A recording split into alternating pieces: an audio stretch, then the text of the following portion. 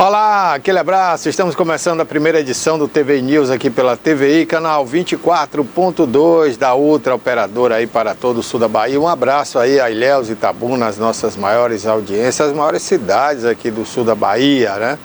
Olha, gente, um abraço também para você que assiste aqui a TVI pelo nosso tviplay.com.br, nosso streaming. Você entra lá, tem conteúdos inéditos para você assistir só no stream, tá bom? E é gratuito, você não precisa pagar nada. tviplay.com.br ou aponte o celular para o QR Code que aparece aqui do lado do seu vídeo e você vai direto para lá. Lá você vai encontrar também notícias atualizadas da sua cidade, do seu estado, do Brasil todo, do mundo todo. Jornal à Tarde, a maior redação de notícia do Norte e Nordeste do Brasil, inteiramente grátis para você, nosso parceiro Jornal à Tarde. Você entra lá em notícias e cai no Jornal à Tarde, tá bom? Aí você fica atualizadíssimo de tudo que está acontecendo no mundo, agora, minuto a minuto, tudo em tempo real. Olha, gente, lá também você vai saber tudo sobre nossa programação, tá bom? E também como anunciar aqui na TVI. Tem tudo lá. É só você entrar, acessar, navegar aí tranquilamente no nosso site. Olha, gente, nós estamos também ao vivo no YouTube. Se você não sabia, fique sabendo. Inscreva-se no nosso canal TVI Oficial no YouTube. Lá também a nossa programação é ao vivo, em tempo real, para você assistir quando e onde você quiser. Tem toda a programação gravada lá e ao vivo também, tá bom? É a TVI Mobile. E siga as nossas redes sociais. Você pode nos seguir no Instagram e no Facebook, tá? Sempre @TVI Oficial. Olha, gente, Itabuna amanheceu hoje com tempo bom, céu aberto, né? Sol forte. A mínima foi de 17 graus até as 6h30 da manhã. E a máxima vai ficar na casa dos 28 graus ao meio-dia. O tempo vai permanecer assim, com céu claro, muito sol, né? O dia inteiro. O sol deve se pôr aí às 17h28. Neste momento, aqui no Alto das Comunicações, no bairro de Fátima, bem pertinho de Ilhéus, estamos na divisa aqui dos dois municípios, em plena Mata Atlântica, com um visual lindo aqui da cidade de Itabuna. Os termômetros estão marcando 26 graus, tá? Já um pouquinho mais quente, né? E deve permanecer assim esse final de mês. Tudo indica que um pouquinho da frente fria que vai chegar aí nos próximos dias, né? Até o final de semana, início da próxima semana, deva passar por aqui. Mas o verão já está anunciando aí que está perto, viu? Mês que vem já começa a esquentar mais, né? É setembro, mês da primavera. E aí já viu, é preparar para o verão. Então vamos aproveitar esse momento de temperatura amena, né? Para dormir melhor, para se vestir melhor, para comer melhor. Porque quando chegar o inverno não vai ser fácil, viu? Pode esperar aí altíssimas temperaturas. Olha, gente, Ilhéus nesse momento também tempo bom, céu claro, céu de brigadeiro, como a gente costuma falar, né? Sem nuvens. 25 graus nesse momento, está mais ameno que Itabuna. A máxima não vai passar dos 27 graus a partir das 11 da manhã, hein? O dia vai ficar assim totalmente ensolarado na nossa querida Ilhéus. Guararema também com 25 graus nesse momento, a máxima vai ficar na casa dos 28 graus a partir do meio-dia. O tempo está bem aberto agora, né? Às 11 horas, a partir de 11h30, começam a chegar algumas nuvens, mas não há previsão de chuva, né? Apenas muitas nuvens passarão aí por Guararema até a 1h da tarde. Depois o tempo volta a abrir e o céu fica bem claro. Ibicaraí, 24 graus nesse momento, 28 será a máxima. Itajuípe com 25 graus também nesse momento, 28 será a máxima. O tempo também vai ficar bastante aberto, com algumas nuvens no decorrer do período. Floresta Azul com 24 graus nesse momento, a máxima ficará na casa dos 28 graus. Céu claro com algumas nuvens no decorrer do período. Itacaré com 24 graus nesse momento, dia bastante ensolarado, nada de nuvens. Dá para pegar uma praia aí tranquilo durante toda o restante desta semana, né? Você vai ter aí hoje, amanhã, sexta-feira, sábado, domingo, segunda, com sol bastante forte. Porto Seguro do mesmo jeito, 25 graus, dá para você ir pegar praia aí até a semana que vem, não tem nenhuma previsão de chuva, né? Aí para Porto Seguro por pelo menos aí 8 a 10 dias tranquilamente, viu, gente? A máxima hoje em Porto Seguro não passará dos 26 graus a partir das 11 horas. Canavieiras, 25 graus nesse momento. A máxima deve ficar na casa dos 26 graus daqui a pouquinho a partir das 11 horas. Céu bastante claro, azul, nenhuma nuvem no céu, né? E vai permanecer assim aí por esses próximos dias. Canavieiras que tem 25 graus nesse momento. E para finalizar, a Vitória da Conquista, nossa querida Conquista, 20 graus nesse momento, a máxima ficará na casa dos 25 graus a partir da 1 da tarde, tá? Não tem previsão de chuva, né? Algumas nuvens no decorrer do período, para dar aquela amenizada aí, né? Ainda mais na temperatura, que já está baixíssima a essa altura, 20 graus, imagine, né?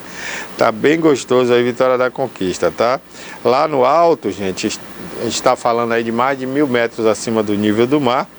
Os ventos estão soprando de leste para oeste, né? Ou para noroeste, com 11 km por hora, viu? E o sol deve se pôr lá em Vitória da Conquista, deixa eu ver aqui o horário. Lá diferentemente daqui, né? Vai se pôr às 17 horas e 35 minutos. Então, um pouquinho mais tarde que aqui, né? Bacana. E a umidade relativa do ar em Vitória da Conquista está tranquila, 63%. É bom, não é ruim, né? Não é muita, está aí dentro da média, tá bom? Então é isso, Vitória da Conquista com a temperatura bem gostosa aí, como sempre foi nesse período do ano, né? É a chamada Suíça Baiana, embora tem outros municípios aqui da Bahia que também tem essa temperatura baixa, principalmente nessa época do ano, né? Então, aquela região próxima ali a Vitória da Conquista, Bom Jesus da Lapa, né? Tem algumas cidades aí também que tem essa baixa temperatura. Olha, gente, o programa de hoje, quinta-feira, traz em destaque aqui o Conexão Pop, você já sabe, com as meninas aí falando de tecnologia, o que rola nas redes sociais, né? E no mundo da internet. A gente vai ter também o Vitor, né? O cineasta Vitor, que vai falar aí sobre cinema e poesia, com aquele cafezinho, né? Café, cinema e poesia. A gente vai falar de política, a gente vai falar aí o que está acontecendo hoje no Brasil, principalmente em Brasília, com a obstrução do Congresso Nacional pelos deputados e senadores de direita, né? Os bolsonaristas, como são chamados. A gente vai atualizar você do que está acontecendo lá em Brasília. Vamos falar também sobre as obras que ocorrem em Itabuna, ali na Avenida Princesa Isabel. Como será o cronograma dessas obras? Vai interditar o trânsito ali na avenida? Não vai? Então a gente vai conversar aqui com a secretária Sônia Fontes, ela que é secretária de infraestrutura do município de Itabuna, e vai deixar você atualizado. O que é que você deve fazer nesse período de obras ali na Avenida Princesa Isabel? Quais são as interferências que a construtora fará ali e de que forma você vai poder se locomover ali nos dois sentidos, tá bom? Então daqui a pouquinho a gente vai deixar você atualizado sobre tudo isso aqui no programa de hoje. Bom, deixa eu ver, que tem outro assunto aqui também que eu queria falar. Mas eu vou deixar esse tema para depois, tá bom? Vou deixar para o segundo tempo do programa. A gente vai falar também sobre esportes. Ontem nós tivemos mais uma rodada da Copa do Brasil. Muitas equipes que a gente tinha aí como favorita, ou favoritas, né, para passar para as semifinais, quartas de final. Equipes ficaram de fora, equipes grandes do futebol brasileiro. A gente vai falar disso daqui a pouquinho aqui no programa. E o Bahia, que jogou mal mais uma vez, né, enfrentando um time que é o Retrô, da terceira divisão do futebol do Brasil, lá no interior de Pernambuco, mas ontem jogou na capital, Recife, né, e não se ouve bem. O Bahia empatou em 0-0, quase perdeu o jogo, mas empatou em 0-0 e assim conseguiu sua classificação para a próxima fase da Copa do Brasil, tá bom? Próxima semana nós teremos já a rodada da Libertadores da América, né? Ficou aí parado durante muito tempo e agora retorna aí a disputa da Libertadores da América na próxima semana, próxima quarta-feira, né? Terça e quarta. Alguns jogos serão na terça, outros na quarta e teremos jogos também provavelmente na quinta. A gente vai falar daqui a pouquinho desse assunto aqui no programa. Por falar em futebol, uma cobrança que os desportistas da cidade estão fazendo à prefeitura. As obras do estádio Luiziana Filho estão andando. A gente vai saber disso também com a secretária Sônia Fontes aqui no nosso programa. A gente espera que ela traga também essa informação, porque a seleção municipal, né, a seleção que disputa o intermunicipal, representando Itabuna, não tem onde jogar. Então tá tendo que jogar com seus adversários no mando de campo do adversário, porque não tem campo em Itabuna para a seleção jogar. É uma pena. Inclusive, gente, eu critiquei muito aqui, mas as pessoas se empolgaram na época e tal. Quando o governo do estado fez o campo do Caique, que é chamado Campo do Futebol Amador, eu esperava o quê? Que aquele campo tivesse ali uma mínima estrutura, uma arquibancadazinha, né? Mesmo que não fosse uma grande arquibancada, uma arquibancada aí para 3.000 pessoas, tá bom demais. 3.000 pessoas é um público aí para assistir a seleção de Itabuna jogar. Então a gente teria o campo do Amador, realmente um estádiozinho pequeno, com 3.000 lugares ali, podia ser até coberto, né? Porque 3.000 lugares é uma arquibancada pequena. Para você ter uma ideia, a Vila Olímpica comporta ali 5.000 pessoas. Então, o gramado foi feito, mas não foi feita nenhuma infraestrutura em torno do gramado.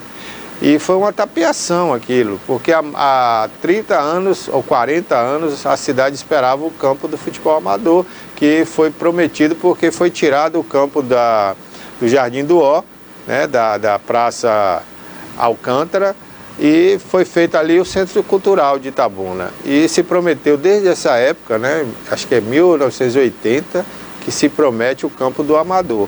E aí, há 2 anos ou 3 anos, se não me engano, o governo do estado fez um gramado sintético e deu isso como se fosse o estádio do Amador. E aquilo não é estádio. Se a gente tivesse ali uma arquibancada pequena, para 3.000 pessoas, a seleção de Itabuna poderia jogar lá, né? E o gramado teria que ser um gramado mesmo, porque grama sintética é um tapete, é um carpete sintético. Aquilo machuca as pessoas, né? É fácil para o município, porque não precisa manutenção, mas em compensação é um gramado falso e machuca muito. Fica bonitinho para tirar foto, mas para jogar mesmo não serve. Ainda se fosse um gramado profissional, sintético, como se usa no estádio do Corinthians, se usa no estádio do Palmeiras, mas o governo do estado não botou o gramado profissional, né? Botou um carpete de plástico e aquilo ali machuca as pessoas. Então o certo ali seria um gramado mesmo, né? E a prefeitura tinha que cuidar, ela não tem a divisão de esportes, secretaria de esporte, o Alcântara está lá para isso, então ele cuidaria do gramado, a gente teria ali o campo do futebol amador, com arquibancada para pelo menos 3.000 pessoas, mas não, botaram um carpetezinho lá de plástico, né? Que só serve para a criança brincar ou bater um baba de vez em quando, e assim mesmo pode arrebentar o joelho de alguém.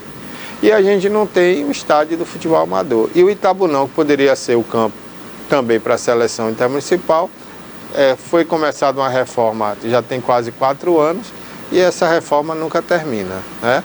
Então a gente lamenta muito, o Itabuna já foi prejudicado por conta disso, né? Não tem onde jogar futebol. O Itabuna que poderia, né, ter voltado agora à Série A, mas não teve esse apoio, não teve estádio para jogar, teve que jogar com um time emprestado, jogar em outros lugares e acabou perdendo na final. Na final não, perdão, nas semifinais, né? Poderia ir para a final, mas acabou perdendo para o Galícia porque não teve apoio da torcida, não teve o apoio local como deveria ter.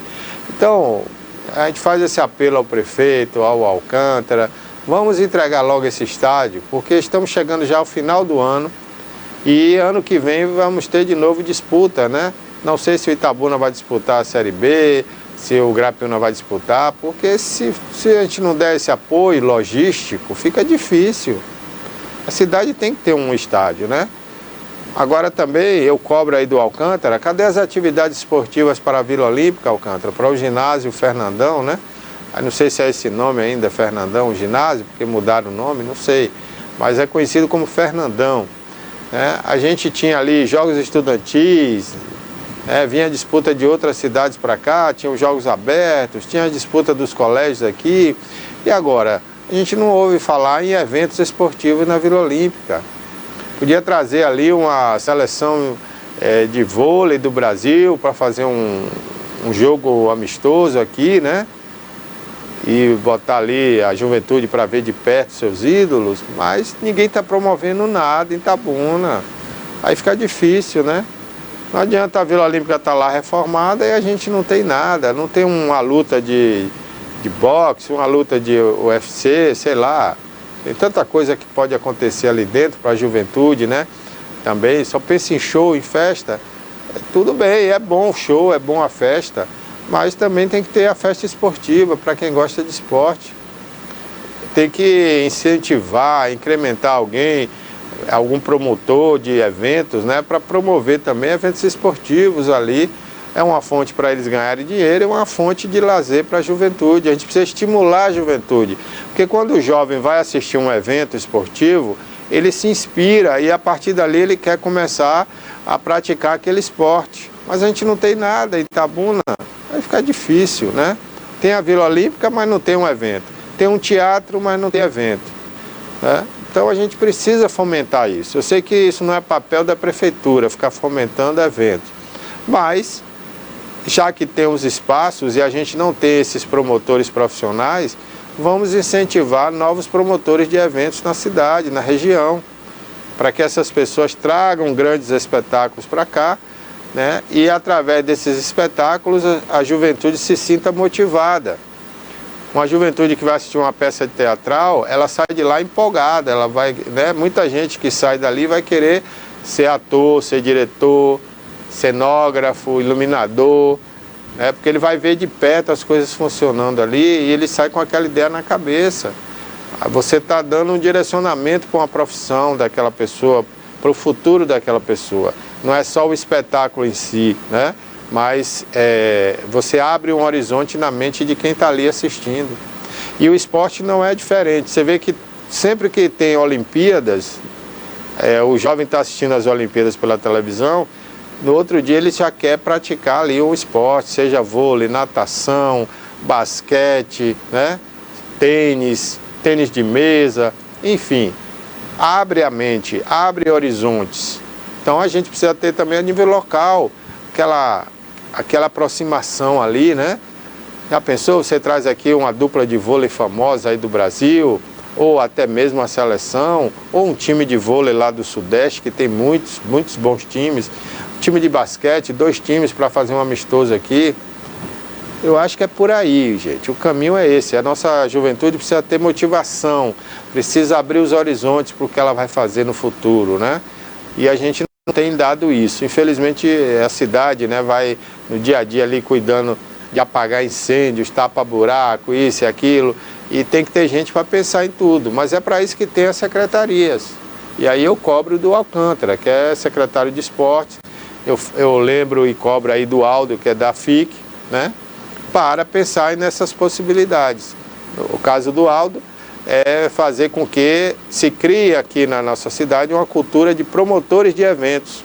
Pessoas que podem promover um espetáculo, ganhar o seu dinheiro, que é natural, né? E trazer excelentes espetáculos para o Teatro de Itabuna Candia Dória, que desde a sua inauguração não teve nenhum espetáculo tão grande, somente o da inauguração, né? E a gente precisa ter essas opções de lazer também, né? E o Alcântara incentivar aí a novos promotores para trazer aí jogos amistosos de grandes times, de seleções aqui para a Vila Olímpica. Cobra seu ingresso, ganha seu dinheiro e ao mesmo tempo você está oportunizando aos jovens um momento de lazer diferente e também abrir os seus horizontes para o futuro, tá bom? Fica a nossa dica aí, né, para os secretários Alcântara e também o presidente da FIC, que é o nosso querido Aldo Rebouças, né? Por falar em FIC, a sede da FIC, né, nós documentamos aqui, mostramos no dia, o prefeito assinando lá a ordem de serviço e garantindo naquela oportunidade que as obras seriam iniciadas no mesmo dia. E eu estava hoje, inclusive, ouvindo o programa do Fábio Ferreira, né, na Rádio Interativa, quando ele dizia lá e registrava que as obras não começaram ainda lá no centro na sede da FIC, ali na Praça Laura Conceição. Continua tudo do mesmo jeito que estava antes. E essa assinatura de ordem de serviço, gente, lá se vão aí, se não me engano, 15 dias, né, que o prefeito assinou essa ordem de serviço. Já passaram os 15 dias. E até agora nada foi feito lá. Absolutamente nada. Então a população cobra aí, né? E a gente vai saber se a secretária vier, né? Estamos esperando ela aqui no programa daqui a pouquinho, ela dizer o que é que houve lá na sede da FIC, que essas obras ainda não começaram, tá bom? Então vamos aguardar aí daqui a pouquinho essa entrevista que vai ser bem esclarecedora com a secretária Sônia Fontes, que foi convidada, né, para ver o programa e confirmou. Então a gente está aguardando, o programa é ao vivo, a hora que ela chegar, a partir das 10h30, a gente vai estar aqui à disposição para esclarecer estes e outros assuntos aqui no programa, tá? Olha, gente, com toda a confusão que está acontecendo em Brasília e ao entorno do Supremo Tribunal Federal, com a possibilidade dos Estados Unidos sancionar outros ministros do Supremo Tribunal Federal com a lei Magnitsky, né? Essa lei que traz aí uma morte financeira para o indivíduo, o Luiz Barroso, presidente do Supremo Tribunal Federal atualmente, ele está... Não, essa foto aí, Cássio, é outra coisa. Ele está ameaçado, né, de tomar essa lei e ele já está anunciando aí nos bastidores que deve renunciar ao cargo de ministro, abrindo espaço para que o presidente Lula possa nomear outra pessoa no seu lugar. A intenção dele é sair do Supremo Tribunal Federal e pedir ao Lula, né, uma vaga na Europa para ser embaixador do Brasil em algum país da Europa. Ele quer sair aqui do Supremo Tribunal e do Brasil. Só que o nome dele já está na lista negra lá, né, da Casa Branca. Ele, Flávio Dino, Zanin, né, o Gilmar Mendes, que é um decano já do Supremo Tribunal Federal, né? Ano que vem deve até se aposentar, mas todos eles já estão na lista. Eu acredito que não há salvação para ele não. Saindo do Supremo ou não, eles devem receber a lei Magnitsky. E com essa lei, eles não terão mais entrada nos Estados Unidos, aliás já não tem, porque já perderam o visto. E eles não poderão movimentar nada em seu nome, né, nem de pessoa jurídica ligada a ele, financeiramente falando, em nenhum banco que tenha movimentação a nível internacional, né? Se qualquer banco desse, como por exemplo, aqui no Brasil nós temos Bradesco, Itaú, Banco do Brasil, Nubank, esses bancos que trafegam via internet, né, pelo sistema SWIFT, que é um sistema internacional, que você faz transação de banco a banco no mundo inteiro. Se qualquer banco desse abrir uma conta, fornecer cartão de crédito para esse indivíduo, esse banco é punido pelos Estados Unidos e com certeza vai abrir falência, porque nenhum banco pode funcionar hoje sem movimentar dólares, sem movimentar euros, né? Então fica difícil. E aqui no Brasil, o presidente do Bradesco, do Itaú, eles já anunciaram, olha, a lei é para ser cumprida. E a gente não vai desrespeitar nenhuma lei. Se é para não dar cartão de crédito, a gente não vai dar e vamos encerrar a conta desses indivíduos. E já encerrou a conta do Alexandre de Moraes e também já anulou os cartões de crédito, né? Todos os bancos. E agora essa lei vai valer também para o Barroso, né? Porque já existe essa ameaça nos Estados Unidos e isso deve chegar nos próximos dias, não vai demorar não. Não vai demorar não, vai vir para o Gilmar Mendes, para o Flávio Dino, né? Também para o ex-advogado do Lula, Zanin, e o Fachin também vai receber, né? A Carmen Lúcia. Eu acho que só não estão na lista aqueles 2 ministros que estão fora desse esquema, né, que foi armado aí e que já foi denunciado nos Estados Unidos, para punir aquelas pessoas que usaram as cores verde e amarela, que votaram e declararam apoio a Bolsonaro, aquelas pessoas que foram no dia 8 de janeiro, aquela Praça dos Três Poderes, né? Enfim, toda aquela armação que foi feita, que já foi descoberta, né?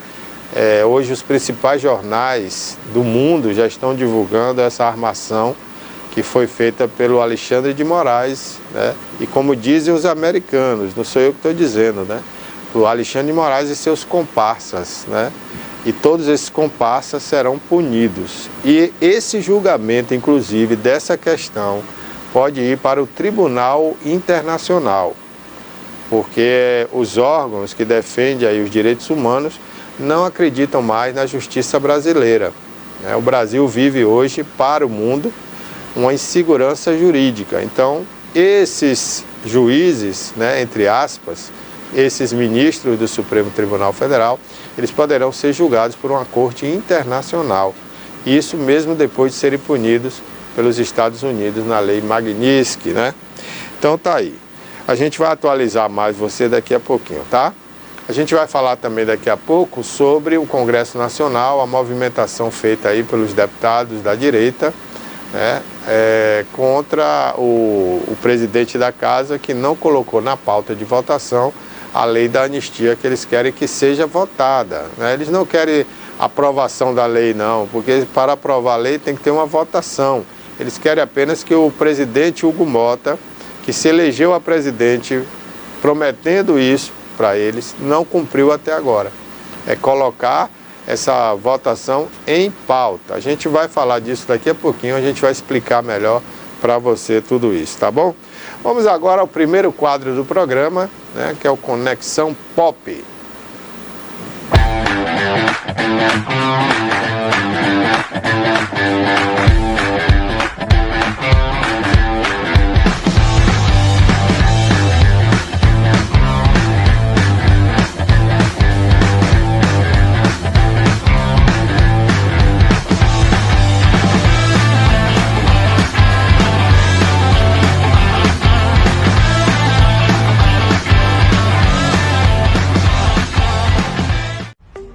Este conteúdo é uma obra independente.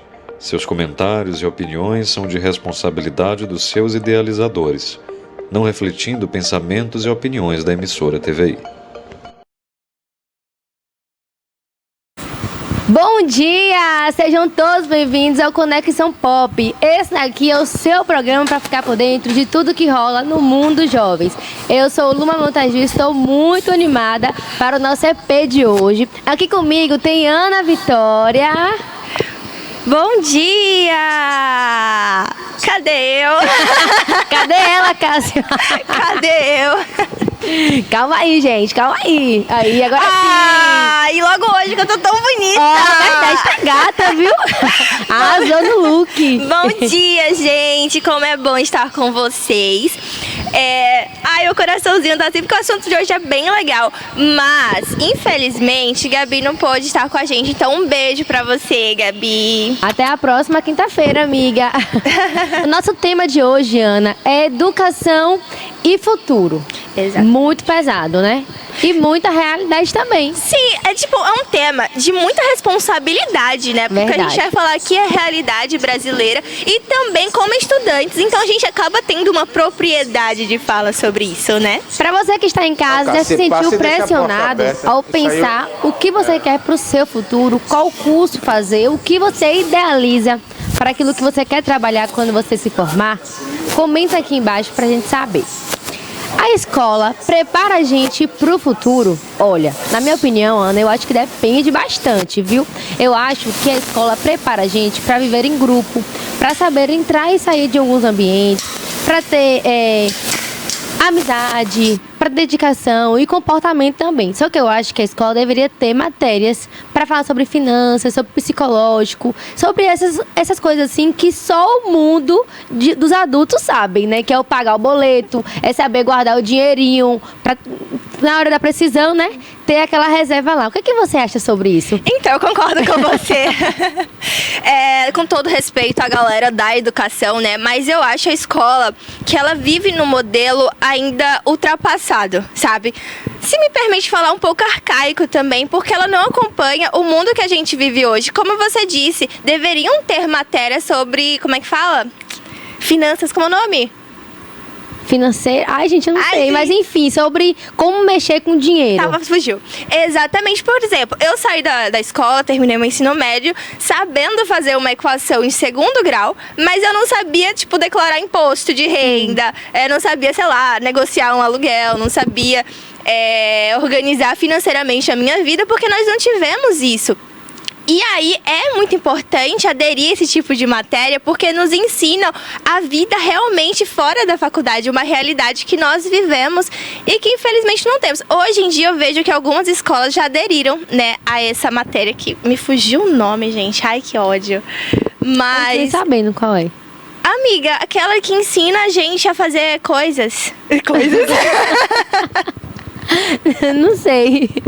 Mas pelo menos na minha época não teve nada que fosse voltado a isso. E eu acho que precisa muito, principalmente quando você sai do ensino fundamental para o ensino médio. Que eu acho que é a hora que dá a virada de chave, assim, né? Que você começa, de fato, a ter dinheiro no seu bolso. Ter dinheiro, que eu falo, é assim, que seus pais começam a lhe dar o dinheiro, então você precisa ter cuidado com o que você vai gastar pra dar certo ali, né? Quando você é menor, normalmente os pais levam a lancheira, já tudo de casa, né? Quando você vai crescendo, os pais sempre dão dinheiro pra você, normalmente dão dinheiro pra você almoçar, lanchar na escola. Na minha época, eu estudava de manhã e de tarde, então eu tinha que almoçar também. Às vezes eu levava o lanche, mas às vezes tinha que almoçar na rua. Só que eu lá sabia que eu tinha que gastar. Naquela época, R$20 era muita coisa. Era um PF, ainda sobrava, na verdade, né? Hoje eu nem sei mais quanto é que almoço mais em casa. Lembrei, educação financeira. Educação financeira, gente. Ai, passou aqui. Já tava pensando, ó. Mas isso é muito real, sabe? A escola que eu estudava focava muito em vestibular, em Enem, em nota, e não chegava a perguntar, tipo, qual é a sua vocação? O que você realmente quer fazer, sabe? E acaba que o estilo educacional, hoje em dia, trata os alunos como máquina de prova, sem pensar que eles são futuros cidadãos, que também têm sonhos, que também vão ter responsabilidades e que vão ter que contribuir para a nossa sociedade, né? É como se a gente fosse só aquilo na escola, sem pensar que a gente tem uma vida fora. Então eles não nos ensinam de fato como viver essa vida, sabe? E na verdade, como você disse aí, eu também acho que seria interessante bolarem alguma estratégia para as pessoas que estão na escola se encontrarem em alguma profissão. Porque tem muita gente que termina o ensino médio e não sabe qual profissão quer fazer. E isso acontece muito mesmo. Eu acho que eles deveriam fazer, não sei como também, mas acho que dava para eles estudarem alguma maneira de trazer essas pessoas para se encaixarem e se espelharem em alguma profissão. Quando eu terminei a faculdade, já sabia o que eu queria, que era o direito. Só que assim, quando eu iniciei a faculdade, eu sempre falo isso aqui no programa, né? Que foi na época de pandemia e que eu estava trabalhando com a internet. Então eu fiquei com aquele pé atrás. Será que eu faço publicidade ou eu faço direito? Só que assim, eu acho que se eu tivesse uma base na escola, né? Tipo, não sei, mas me encontrando no curso que eu queria atuar, seria mais fácil. Você sempre pensou também em fazer direito? Eu sempre pensei em fazer direito. Acho que foi um negocinho assim bem...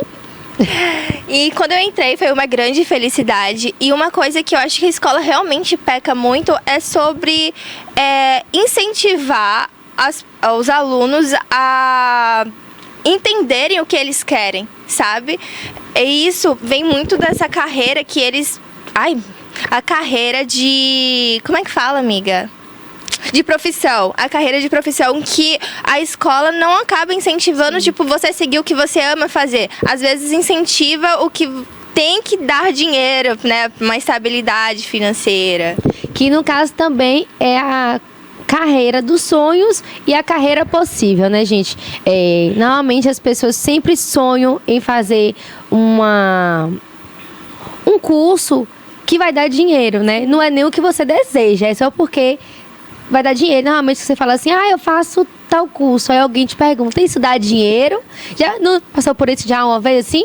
Ou já ouviu alguém falando isso? Eu já ouvi muito isso, principalmente de quem fala que vai seguir licenciatura. Você quer ser professor, mas o salário é tão ruim. Ou outra profissão pouco valorizada, né? Que você vai passar fome. Eu já escutei muito isso, muito. Eu sempre ouvi também esse comentário, normalmente também em nutricionista e psicólogo.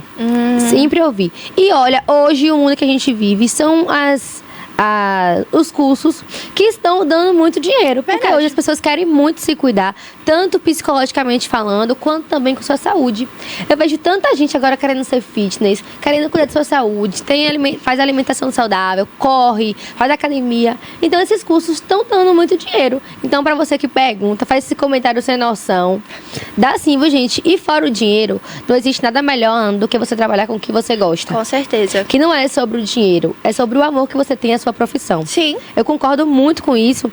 E assim, não dá dinheiro, mas será que se eu tivesse em um curso que me desse tanto dinheiro, eu estaria tão realizada quanto o curso que eu tenho hoje? Será que eu estaria sendo um bom profissional? Eu penso muito assim. Porque não adianta você ser um médico e matar pessoas. Que acontece muito. As pessoas vão pelo dinheiro e não porque gostam da profissão. Eu acho isso que você falou muito interessante, porque as pessoas estão seguindo por um caminho de estabilidade financeira, em busca dessa estabilidade financeira, mas futuramente acabam se sentindo fracassados ou infelizes e acabam prejudicando vidas, né? Que é o nosso bem jurídico, falando como a operadora do direito. Deixa ela! Eu no primeiro semestre tá assim, ó. Eu quero processar todo mundo. Achava que já era doutora. Enfim, que é o nosso bem jurídico, né, velho? O mais precioso, que é tutelado, falando os termos jurídicos aqui. E acabam prejudicando outras pessoas e se prejudicando também.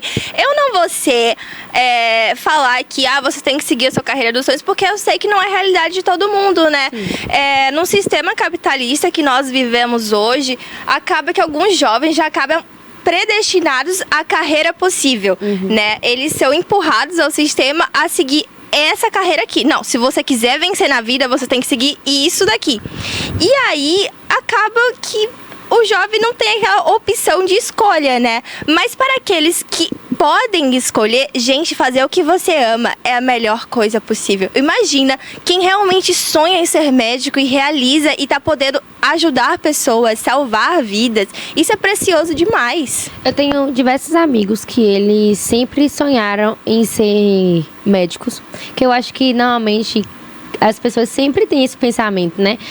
Minha filha vai ser médica. Eu quero ser médica quando eu crescer. Só que quando você cresce, muda muito a realidade. Muito. Só que eu tenho alguns amigos que desde pequenos, eles sempre falaram que queriam ser médico. E assim, eles não tinham condição financeira para pagar, porque é muito caro.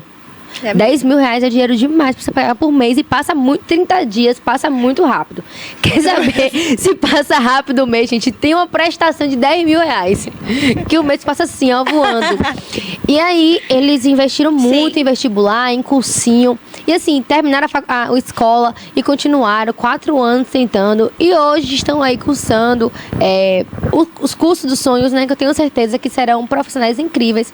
Porque é aquilo que eles sempre sonharam. Não é porque a mãe mandou fazer. Não é porque o tio falou que era o sonho. Porque tem muito isso, né? Que os pais têm um sonho de que os filhos sejam algo e botam de qualquer jeito. Mesmo o filho não querendo. E os pais precisam entender que quem vai ser o profissional é o filho. Exatamente. Não é o pai nem a mãe. São os filhos, então eles têm que fazer o que eles querem assim, que eles gostem, se identifiquem, né? Sim, nossa, isso é muito real, porque alguns pais põem uma expectativa tão grande em cima do filho, não, porque você tem que ser isso, e o filho acaba se frustrando, né, às vezes em querer suprir essa expectativa e consequentemente se tornando uma pessoa infeliz por não gostar, mas também tem isso eu escuto muito, gente, de acharem que alguns cursos já estão saturados. Você vai fazer isso, mas tem tanta gente no mercado, como o pessoal da psicologia, né? Falar, não faz psicologia, não. Tem tanta gente se tornando psicólogo, quando você se formar, não vai ter mais emprego. Igual odonto também, né? É verdade. Acontece muito mesmo.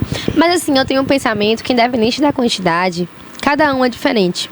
Cada um tem uma estratégia diferente de trabalhar, trabalha de uma maneira diferente. E às vezes o que você sabe fazer, eu não sei, o que você sabe, e assim... Sim. Cada um sabe fazer de um jeito, tem um toque diferente. E cada um tem uma especialização diferente. Um trabalha com implante, outro com outra coisa.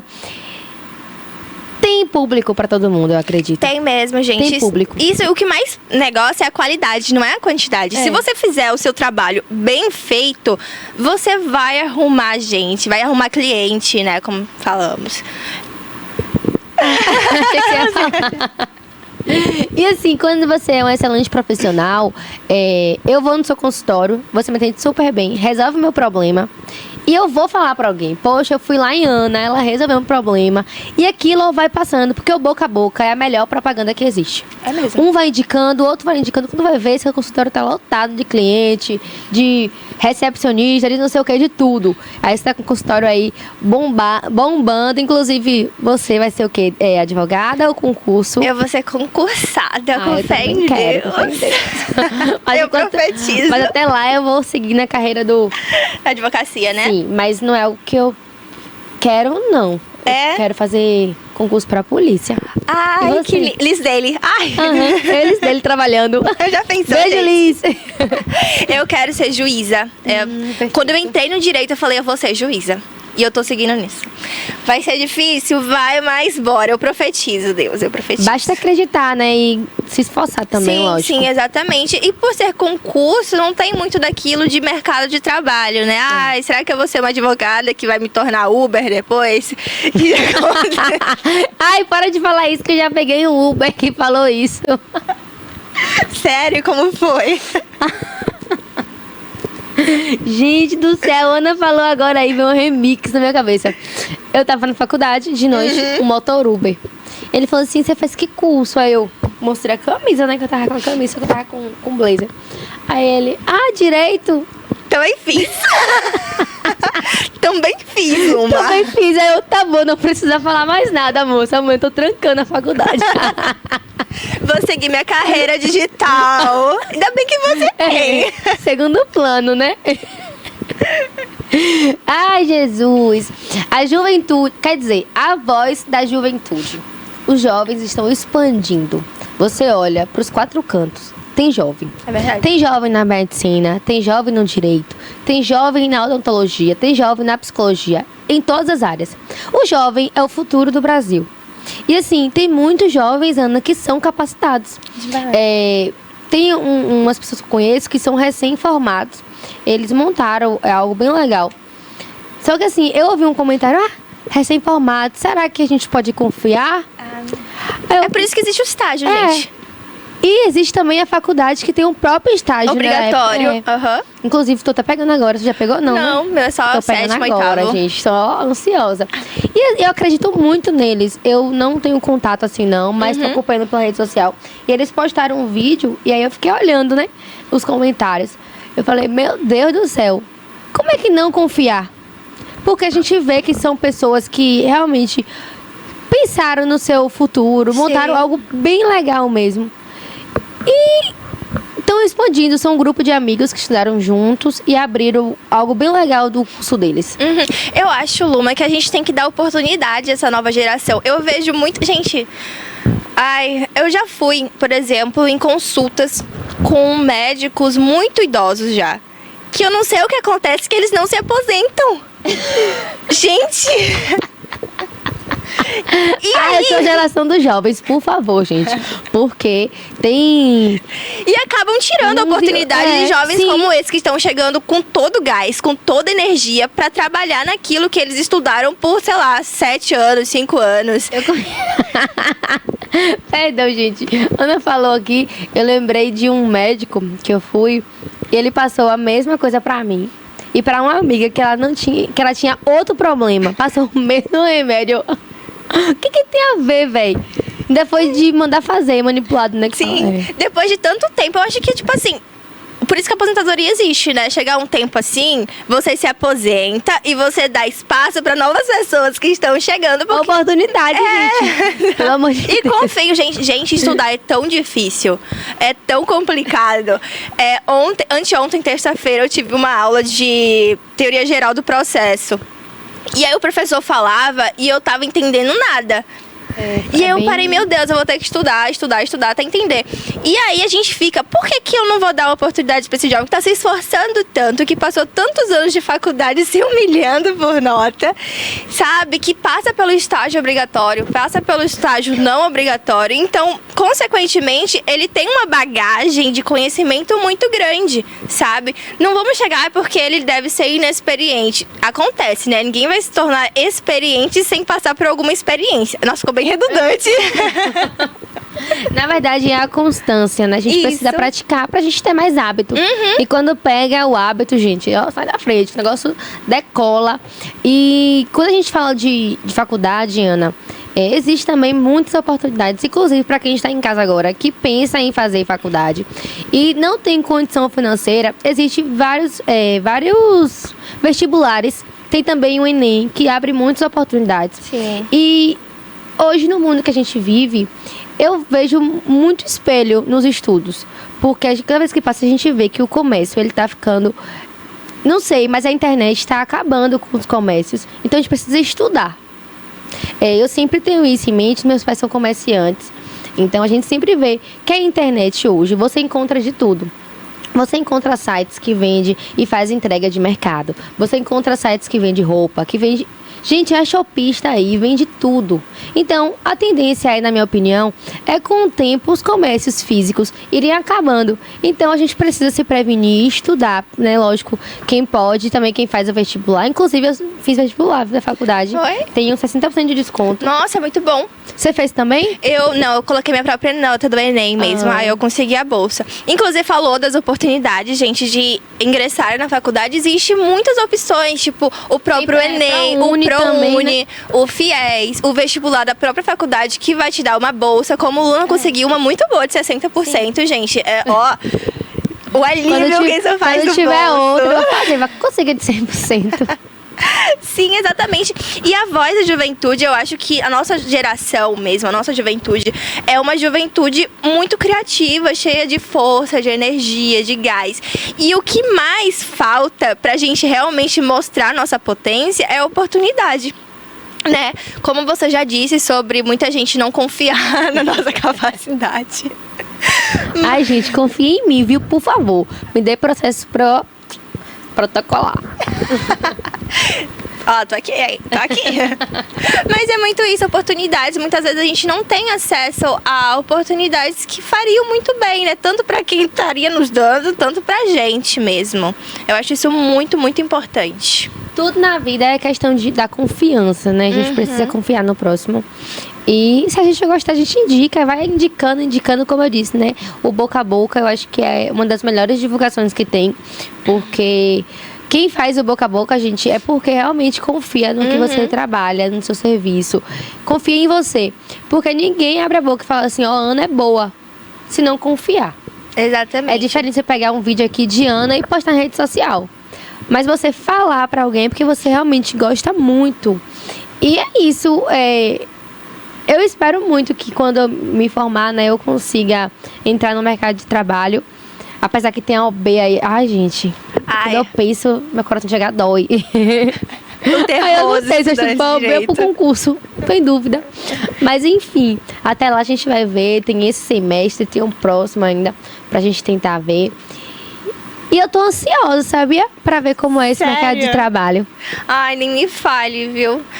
Falta muito tempo pra mim, inclusive, né? Qual semestre, Ana? Eu tô no 3º agora, gente. Respirou fundo, eu tô assim. Agora passa rápido, sabia? Passa mesmo. Passa muito rápido. Eu pisquei e já virei veterana. Ai, é muita coisa, mas é muito bom. Eu acho que a pior parte é você entrar. Porque você fica pensando, meu Deus, será como é que vai ser como? Será que as pessoas são como? Será que eu vou conseguir entender? Pelo menos meu pensamento era esse, né?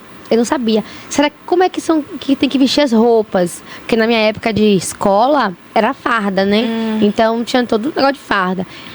sair pra ir ao banheiro, tinha que pedir a professora. Na faculdade, tudo muito diferente.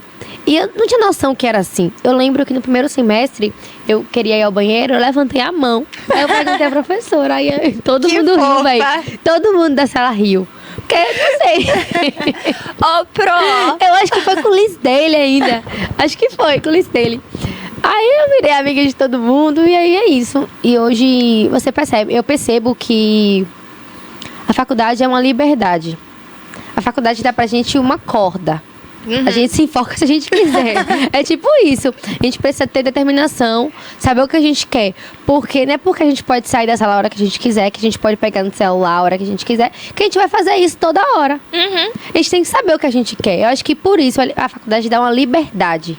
Sim. Só que a gente tem que ter o cuidado com a liberdade. Até pra testar a nossa própria responsabilidade, sabe? Porque se a faculdade é diferente de escola, porque a escola a gente estuda pra entrar na faculdade. Na faculdade a gente estuda pra ser um profissional, né? Pra ser a gente, isso, né? Ser doutora Luma, doutora Ana. exercer ativamente a cidadania, né? Como brasileiras, obviamente. E aí, falando em educação, eu queria muito, muito, muito, muito que a educação casasse com a nossa realidade, né? Porque a gente vê tantos casos de alunos que precisam se virar nos 30 para poder dar conta de estudar, de trabalhar. Você mesmo é um exemplo. Nós aqui somos exemplo.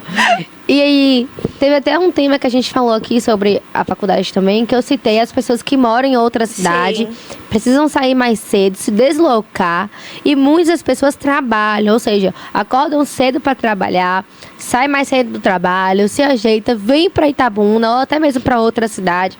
Chega em casa meia-noite, 1h da manhã, que isso acontece muito. E eu lembro que na época eu citei também Travessão, da onde eu sou. Lembro. As pessoas chegam lá meia-noite e meia por aí. E fora o risco de assalto, risco de acidente, ou até mesmo outras coisas que podem vir a acontecer. Mas eu sempre tenho um pensamento que é assim: quando você está em busca de algo que é seu, que é o seu sonho, o seu desejo, Deus está com você.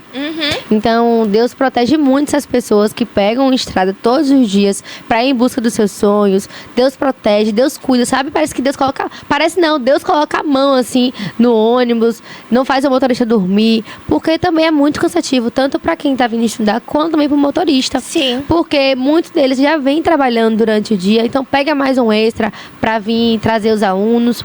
E é uma loucura. Pra vencer na vida, na verdade, é uma loucura, E né? a gente até vê essa crescente de acidentes que tá acontecendo nas BRs. Então, ficou assim, né? Com o coração na mão, de fato. E uma alternativa que veio disso, de precisar trabalhar, foi o empreendedorismo, né? Que, inclusive, é um dos tópicos que a gente vai falar. Onde muitas pessoas, obviamente, o empreendedorismo é muito bom, gente. Você é um exemplo disso, porque você encontrou uma forma de exercer sua criatividade, vender sua marca, seu talento. E você faz o que você ama, né? Sim. E é uma forma de criar uma renda extra, querendo ou não, para aqueles que não têm, ou para aqueles que realmente só querem mesmo outra renda. Mas também, olhando o lado da desigualdade, que ela existe, infelizmente, muitos alunos, muitas pessoas encontraram no empreendedorismo uma forma de ajudar em casa, de pagar contas, pagar cursinho. Então, assim, é um tópico que a gente precisa valorizar, né? O empreendedorismo acaba realmente ajudando e, meu Deus, que bom que ele existe. Inclusive, eu também ajudo, tá, gente, lá em casa. Antes eu morava eu moro ainda, né? Sou de Travessão, mas atualmente eu moro aqui em Itabuna. Então, aqui eu moro de aluguel, tem energia, tem água, tem muita coisa. A despesa é muito grande, porque também, apesar de ter desconto na faculdade, mas também meu pai paga, tá? Precisa pagar, porque não é 100% não. Então, quando junta tudo, dá uma despesa muito alta por mês. Só que tudo isso para não precisar estar pegando estrada todos os dias por conta de perigo. E assim, antes eu não conseguia, mas com a internet, com o meu trabalho, eu consigo pagar algumas despesas. Por exemplo, energia, internet, Sim. que são coisas assim que cabem no meu bolso. Eu também tenho que economizar, né? Desliga a energia, desliga a luz, fecha o chuveiro, fecha tudo lá pra dar certo.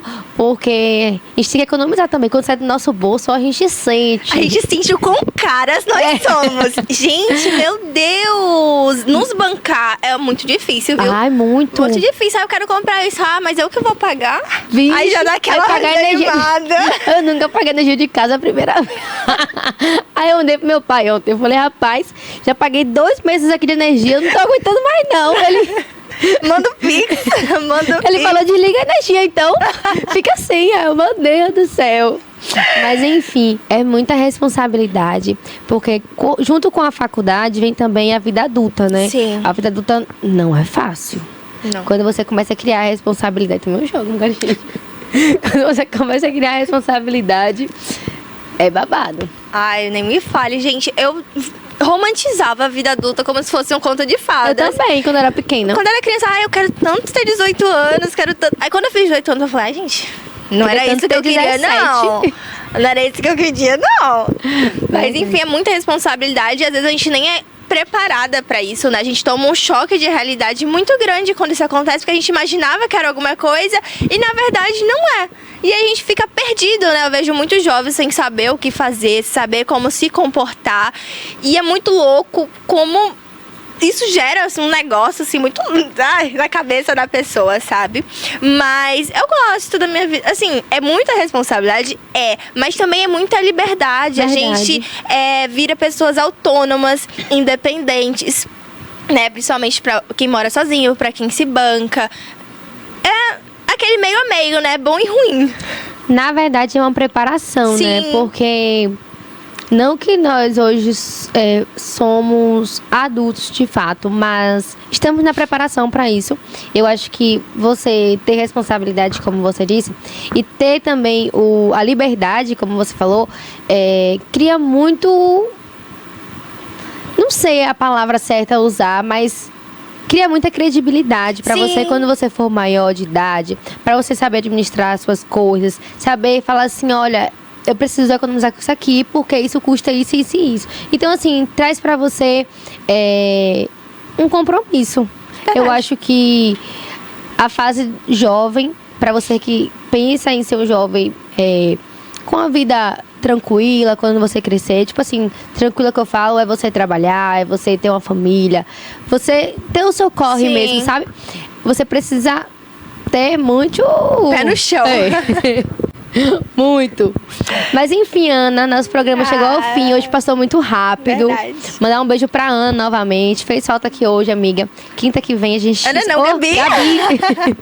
A gente te espera aqui. Beijo, pessoal. Me sigam no meu Instagram, luma.montagil. Esse daqui é o Conexão Pop, na TVI. Ana, fala pra gente aí qual é o seu Instagram. Então, gente, Ana Vitória mesmo, a.vitória. E sigam lá também pra ver a minha beleza, já que... Ana é modelo, gente. Ela é low profile, mas ela é modelo também.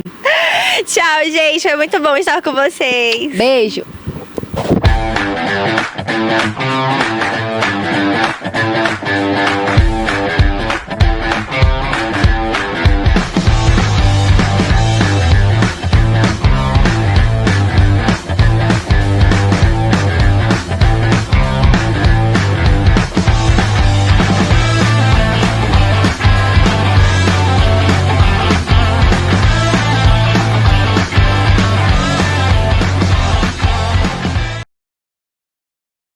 Ok, até a próxima quinta aí para as meninas aí, né? Do Conexão Pop. Olha, daqui a pouquinho tem um café com poesia, né? Cinema aí com o Vitor. Hoje com a volta aí, né? Nosso querido, o pai do Vitor, né? Mais conhecido como Ademilton Batista. Ele agora que foi eleito aí, né? Mais novo integrante da Alita, Academia de Letras de Itabuna. Daqui a pouco eles vão falar disso aqui. Tem um convidado hoje também, né? Tá aí já com eles. Olha,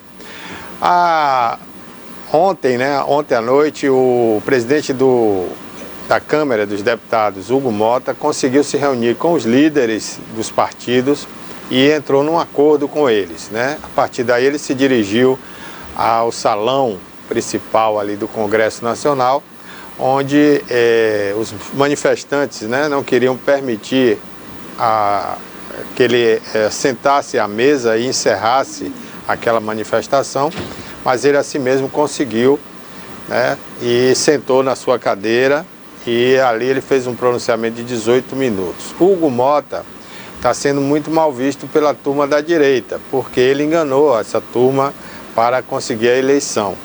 Ele disse ali durante as eleições para a presidência da Câmara que ele seria a favor, né, da pauta da anistia e agora não quer colocar essa pauta em votação. Segundo os líderes da direita, né, ele se comprometeu a colocar em pauta essa votação, mas não disse data, não disse nada. O seu vice já disse que se ele não quer pautar a anistia, que ele também não faça mais viagens internacionais com o Lula, que a próxima viagem que ele fizer e o vice assumir, o vice vai pautar a anistia. Então pronto, o Hugo Mota agora não pode mais viajar. Aquelas viagens de mordomia que ele fez com Lula, né? Foi pro funeral do Papa, foi para a China, agora ele não pode tirar o pé do Brasil, porque se ele tirar, o vice vai assumir e o vice vai pautar a anistia. O Senado também, né, o Alcolumbre conseguiu desobstruir a pauta, fez um acordo ali com os líderes também, para que o Senado voltasse ao seu trabalho normal. Segundo os senadores da direita, eles têm agora 40 assinaturas favoráveis para o processo de impeachment, né, do Alexandre de Moraes, mas faltaria ainda uma assinatura. Vamos ver o que o senador Magno Malta falou agora há pouco lá em Brasília, ao lado do senador Rogério Marinho, né? Eles fizeram um resumo do que aconteceu ontem, do que está acontecendo agora lá em Brasília, para você ficar atualizado. Essa entrevista do senador Rogério Marinho e do senador Magno Malta, e outros senadores, né, que estavam nessa movimentação, sem dormir, sem comer, estavam ali há 2 dias no Congresso Nacional, eles fizeram um resumo para a imprensa. Agora há pouco, tem pouco mais de 20 minutos essa entrevista, e a gente vai mostrar para você o que eles falaram sobre essa posição de obstruir ou não o Congresso Nacional. Vamos ver. Tá ok, Cássio?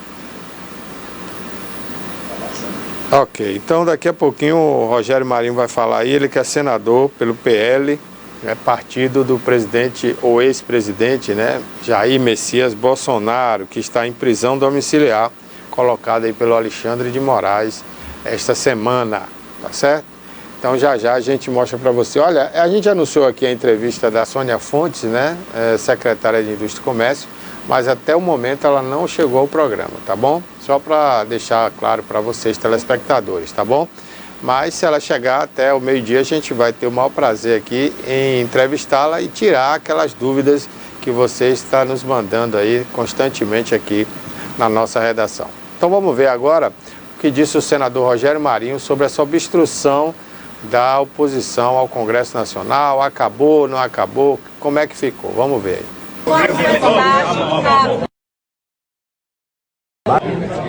Pessoal, tudo bem?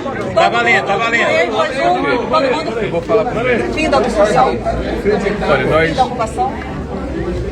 Bom, nós queremos comunicar ao Brasil a mão do processo de impedimento de impeachment do ministro Alexandre de Moraes, né, pelos crimes de responsabilidade praticados, né, e o Senado, na sua maioria, Senado, onde há uma maioria de adeptos do governo, prevaleceu o Brasil. Prevaleceu o amor ao país e a necessidade de restabelecermos o equilíbrio entre os poderes. Nós esperamos agora que o presidente da Casa, o senador Davi Alcolumbre, recepcionando esse documento e verificando que a maioria dos seus pares tem essa intenção, avalie de que forma esse processo poderá ser aberto no futuro. Ok, então está aí esclarecido o que houve lá em Brasília, desobstruiu o Congresso, né, e entregou um documento ao Alcolumbre, que é o presidente do Senado e do Congresso Nacional. Ou seja, segundo o Rogério Marinho, ele já tem então as 41 assinaturas que pedem a abertura do processo de impeachment do Alexandre de Moraes. O que é que acontece a partir daí? O Alcolumbre, assinando esse documento, ele abre esse processo. O Alexandre de Moraes terá 6 meses para se defender, todo o processo legal, ele vai ser submetido, será afastado do cargo por 6 meses enquanto ele se defende. Se ficar comprovado esses abusos que estão sendo denunciados, inclusive no exterior, que ele poderá também encarar o Tribunal Internacional por abuso de autoridade, e também desrespeito aos direitos humanos. Aí ele tem 6 meses para se defender. Caso ele não se defenda, não consiga provar que ele está certo, aí os senadores poderão votar a sua cassação, porque são os senadores que colocam ele lá. Então são os senadores que podem retirar.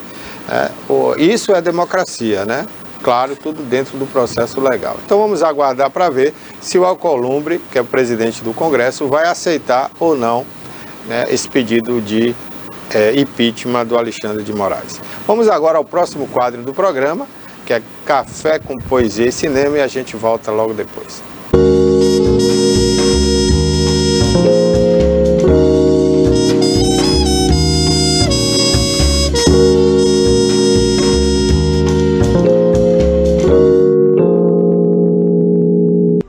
Este conteúdo é uma obra independente.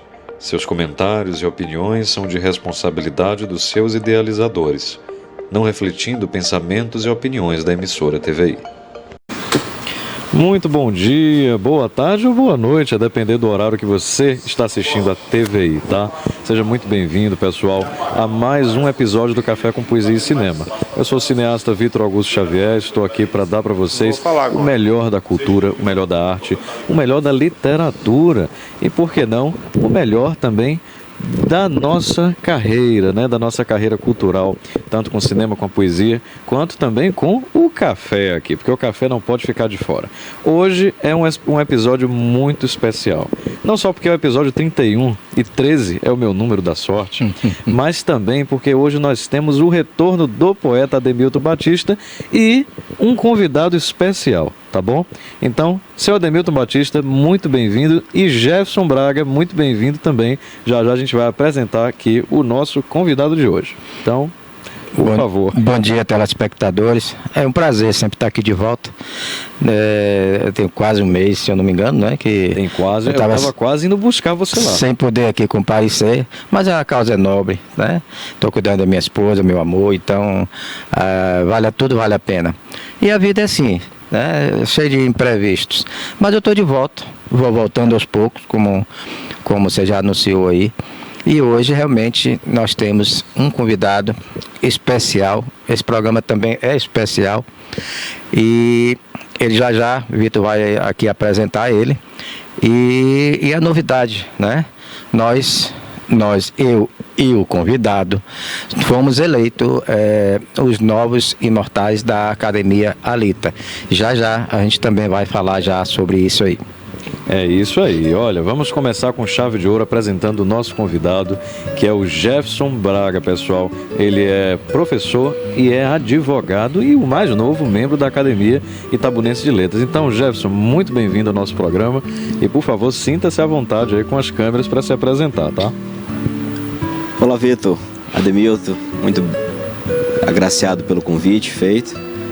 Estamos aqui, num dia significativo, como muito bem destacado por vocês, para poder ter esse bate-papo e, em certa medida, apresentar algumas ideias ligadas às letras de Itabuna, Eu costumo dizer que a construção do imaginário é feita pelaquilo que os poetas, desde sempre, faziam, A gente não pode esquecer de Homero, fazendo uma referência histórica e filosófica também, que é das áreas que eu atuo e gosto de muitas das vezes trilhar. E Homero tinha esse ofício pedagógico.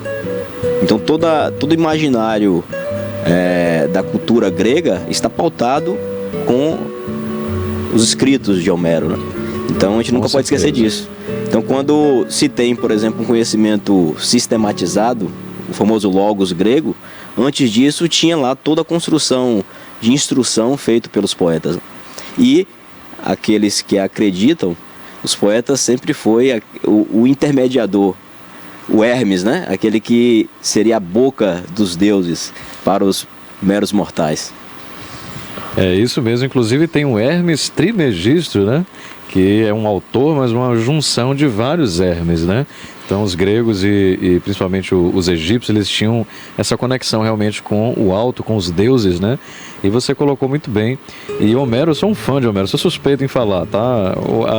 A Guerra de Troia, para mim, é um dos mitos mais empolgantes e mais aventurescos, né, da história. E a filosofia é realmente algo espetacular, não só em termos históricos, mas também agora trazendo para o nosso contexto aqui. E vamos colocar, por favor, meu querido diretor de imagens, Cássio, a imagem bonita, belíssima que a Lita fez para o nosso querido Jefferson, tá?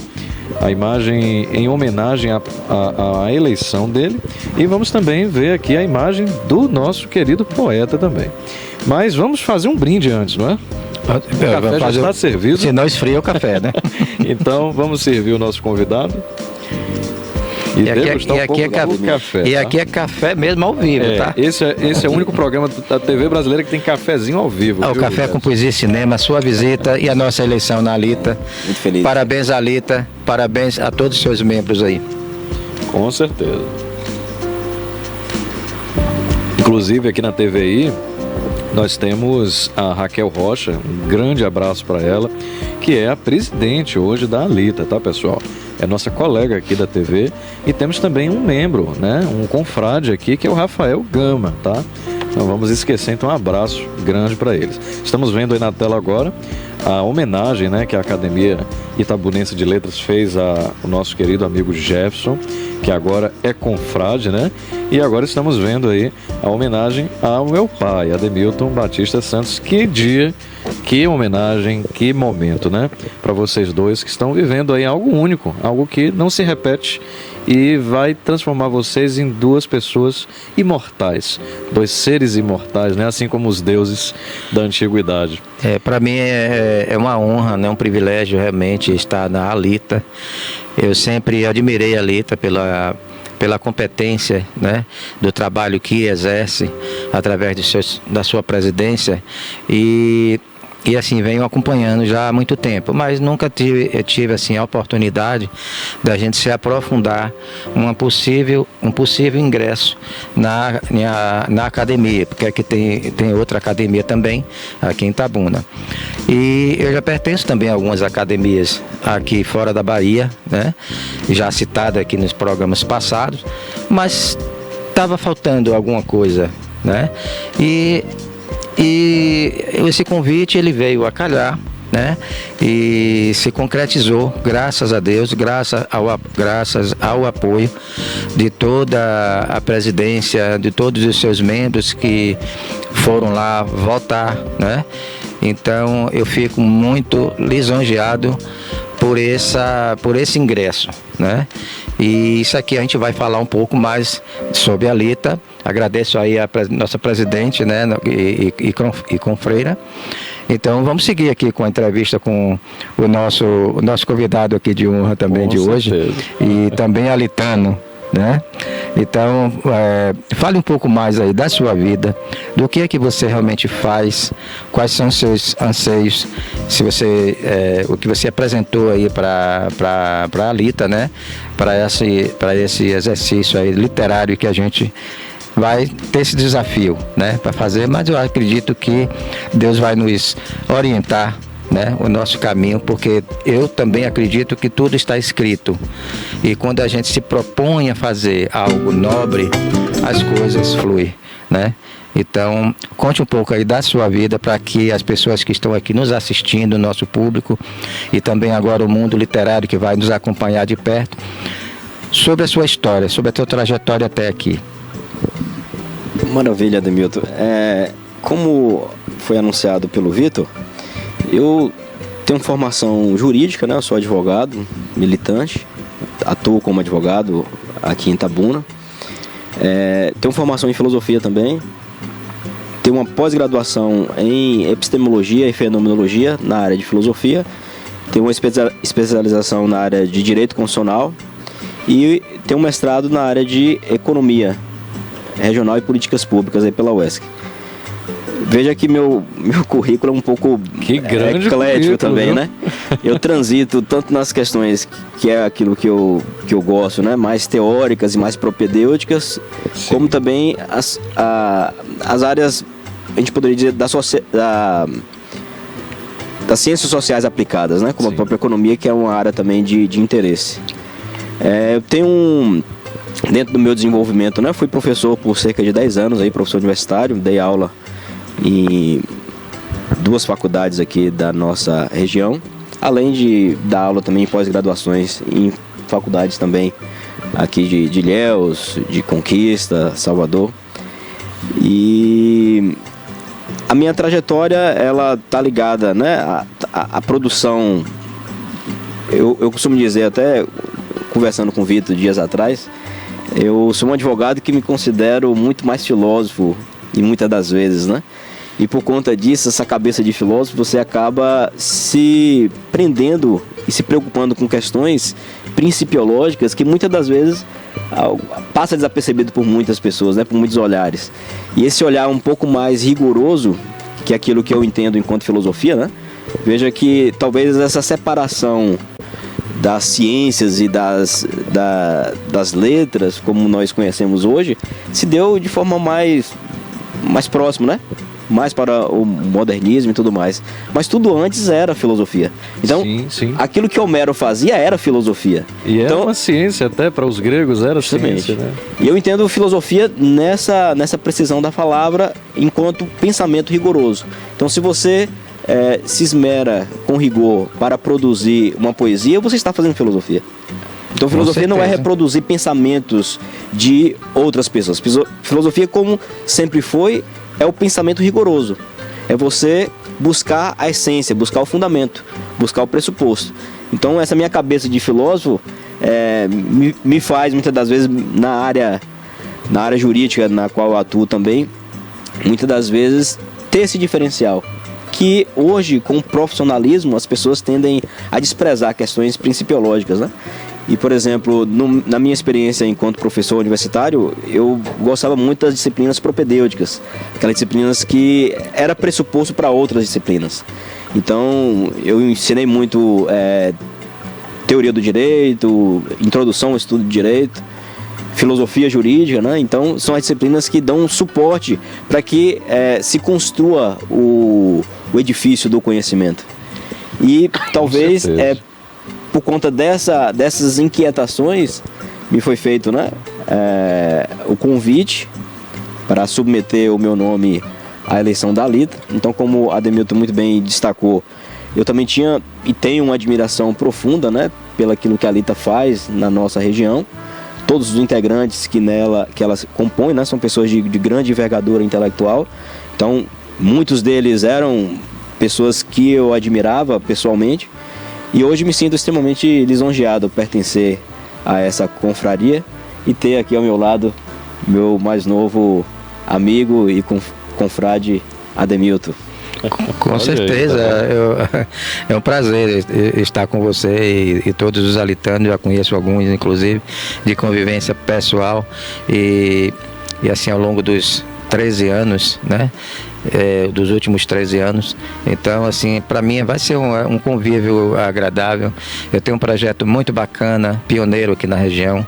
Então, só tem mais 4 espalhados aí pelo país. Então, eu me sinto lisonjeado, tá? Meu projeto aí vai ser colocado em prática, que isso é um desejo meu antigo. Que é uma poesia que cura, né? Poesia que cura. Então, são poéticas em hospitais, creches, abrigos. Isso, era uma ideia minha no passado, quando nós criamos o projeto Café com Poesia e Cinema, de fazer isso aí, mas nunca tivemos assim oportunidade. Talvez faltou mão de obra, né, para poder a gente executar isso aí. E agora eu vou contar com a ajuda da Alita. Levei essa proposta para a Alita e nós vamos trabalhar junto. E você também está convidado, né, a participar. Fazer parte dessas nos hospitais, excitações. nas creches, nos abrigos, porque o ser humano ele precisa ouvir, né? Ouvir palavras boas, palavras que elevam a nossa alma. E eu passei isso na prática, né? Depois da vacina, já contei aqui o episódio que aconteceu comigo. Exatamente. Que eu voltei das cinzas, digamos assim, porque uma coisa é você estar lá, você entrar nisso aí, e outra coisa é você sair. Graças a Deus, o meu trabalho, o meu ideal, o meu propósito foi ouvido lá nos céus. E eu saí das cinzas e eu senti lá na pele o que é solidão, o que é você estar solitário num leito do hospital, esperando uma palavra amiga de um parente que muitas vezes não pode ir lá visitar você, né? Por causa de vírus, bactérias, essas coisas, o próprio regulamento dos hospitais. Isso nos hospitais. Sem contar com os abrigos. Tem muita gente abandonada pelos seus próprios familiares. Recentemente tivemos aí o documentário do Abrigo São Francisco. Exatamente. Viu, né? Eu vi você editando isso aí, eu me emocionei várias vezes, as cenas. Então, assim, a gente viu isso aí na prática. Então é um projeto que eu acredito, que eu espero que seja realmente bem sucedido, né? Com a ajuda de todos. Vai ser, com certeza, capitaneado por você e também tendo grandes e sábios parceiros, né, por detrás. Não só da Alita, mas também de outras esferas da nossa sociedade. E Jefferson, nós estávamos conversando outro dia sobre destino, sobre sincronicidades, né? Sobre coincidências e como talvez a vida pode não ser um mero acaso, mas tudo está conectado, tudo tem um propósito de ser, como os gregos antigos, os egípcios antigos acreditavam, né? Tudo depende da vontade dos deuses e dos céus. E eu gostaria de te perguntar uma coisa. Você já assistiu o filme 2:22, Encontro Marcado? Você gosta de cinema? Vitor, eu adoro cinema. Inclusive, uma das disciplinas transversais, eu diria assim, né? Na verdade foi um curso que teve até lá no UESC de filosofia e ciência, né? Perdão, filosofia e cinema. Eu gosto de fazer análise de filme, essas coisas, né? Esse filme especificamente está no meu portfólio para poder assistir. Eu não assisti ainda, por causa das inúmeras demandas, mas é um filme que eu tenho um interesse de assistir. Olha, e é um filme assim especial porque ele fala sobre sincronicidade, né? Sincronicidade, pessoal, foi um termo criado por um psicanalista. Inclusive aqui nós temos a Raquel Rocha, que ela também exerce a psicanálise, né? Que foi o Carl Jung. Vamos colocar uma imagem, Cássio, do Carl Jung aí para os nossos telespectadores verem a pessoa que criou esse termo. Ele foi um grande psicanalista, um grande cientista do pensamento humano, e ele descobriu que entre as coincidências do nosso cotidiano podem haver sincronicidades, podem haver sentido. Ou seja, a sincronicidade é quando você tem a coincidência aliada a um significado, né? Aliado a um propósito pessoal, a um sentimento. Então é aquela pessoa que você pensa e ela te liga logo em seguida. É a data do seu aniversário que você vê numa placa de carro, você vê numa propaganda. É um assunto que você está pensando e logo aparece na televisão. Então são essas sincronias da vida que a gente simplesmente não entende. A gente se pergunta, bom, será que isso daí, alguém mandou isso? É o universo que está tentando se comunicar? É uma ressonância, né, quântica da nossa realidade? Ou é uma mera coincidência do acaso? Essa é a proposta do filme 2:22, Encontro Marcado, que a gente vai estar vendo algumas imagens. É um filme muito bom, pessoal, dirigido pelo diretor Paul Curry, que é um australiano muito talentoso. Foi um filme lançado em 2017. E ele conta aí com a atuação de duas grandes estrelas, que é o Michael Huisman e a Teresa Palmer, tá? É um filme que tem um plot, tem ali uma sinopse aparentemente simples. Um casal que se conhece, acha que está destinado a ficarem juntos, mas algo não está certo. O homem, né, interpretado ali pelo Michael Huisman, parceiro masculino, ele percebe que tudo está sincronizado e coincidências começam a levar a um destino conflituoso, a um destino que ele não entende, em companhia ali da sua parceira. E é um filme que convida a gente a se perguntar justamente isso. Será que aquela pessoa que eu estou conhecendo, ela realmente é apropriada para mim? Será que o destino está colocando a pessoa certa no meu caminho? Então, ele faz papel de um gerente de tráfego aéreo, né, que observa padrões nos horários, nos acontecimentos e principalmente aí no amor, tá? 2:22 é um filme muito convidativo, é um filme que eu sugiro que todos vocês assistam, está disponível inclusive no YouTube. E vamos assistir algumas imagens dessa obra muito bacana que eu trouxe aqui especificamente porque hoje é um dia que a gente está falando aqui sobre coincidências. E coincidências com significado.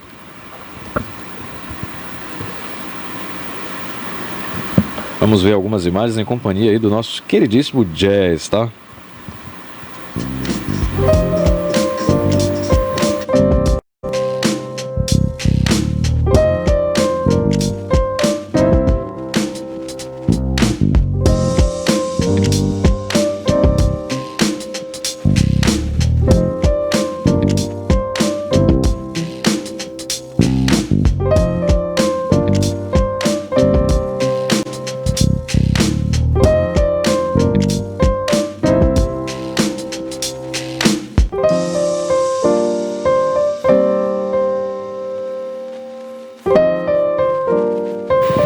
E um detalhe, esse filme, pessoal, ele se passa em Nova York, mas é uma Nova York reconstituída, tá? Ele foi filmado, na verdade, em Melbourne, na Austrália, e o diretor conta aí com a criatividade e o talento da sua equipe para recriar todo esse ambiente nova-iorquino. Então, eu assisti e eu diria, é Nova York, mas na verdade é Austrália, tá? Então fica aí a dica de filme de hoje, tá? 2:22, encontro marcado, um filme que fala sobre coincidências. E por falar nisso, nós temos uma grande coincidência aqui hoje, tá? Hoje é dia 7. E hoje estamos aqui com o nosso convidado Jefferson, que tem como seu lema, o seu número da sorte, o 7. E hoje é o episódio 31. 13 é o meu número da sorte. É muita coincidência, né? E no dia 4, que nós nos encontramos pela primeira vez, nos conhecemos, né? É o número da sorte do nosso queridíssimo. É um dos, né? Um dos números da sorte. E esse número me carrega na minha numerologia, né? E tanto que eu vou ocupar a cadeira número 4, nós combinamos número isso. 4. Tivemos essa... E o que é interessante é que as coincidências da vida, né? Ele prefere a cadeira 37 e eu iria escolher da minha preferência a número 4 e acabou dando certo, ele me propôs, vamos ficar assim, meu, tá ótimo. Olha aí, então fica aqui a pergunta para vocês dois, vocês acham, né, que tudo isso que está acontecendo é realmente uma orquestra do destino que está levando vocês a um propósito maior e que tudo na vida pode não ser uma breve coincidência? Pode responder primeiro. Vitor, assim, eu inaugurei a minha fala conectando com as suas provocações, né? Trazendo uma referência, a gente poderia dizer, mais antiga sobre a produção do conhecimento, né? Que seria aquilo que os gregos fizeram. Mas eu, enquanto um genuíno cristão reformado, eu entendo que todas as coisas estão sob o domínio. Claro, os gregos entendiam sobre o domínio dos deuses. Eu entendo que todas as coisas estão sobre o domínio do Deus na qual eu professo. Então, para mim não existe meras coincidências. O que normalmente acontece é que nós, por conta das diversas circunstâncias da vida, temos perdido essa calibragem com o ser transcendente. E aquele que talvez, como eu, né, entende que o ser transcendente, a conexão é com Deus, pode fazer essa conexão com outras divindades, né? E não há problema nisso, no sentido de fazer, né, de ação, de conexão. Mas me parece que existe esse padrão, e esse padrão é muito próprio do ser humano, de buscar aquilo que é o incerto, e normalmente se projeta essa incerteza para o campo dos deuses, né? Então os gregos tinham muita facilidade, tranquilidade para poder entender isso. Quando você falou, eu me lembrei, eu gosto muito da passagem lá do filme Troia, quando um menino, ele interpela Aquiles, dizendo que o guerreiro que Aquiles ia disputar, ia guerrear, ia lutar, que ele, era né? muito maior que ele. Eu lembro dessa cena. E aí o menino fala, se fosse eu não o enfrentaria.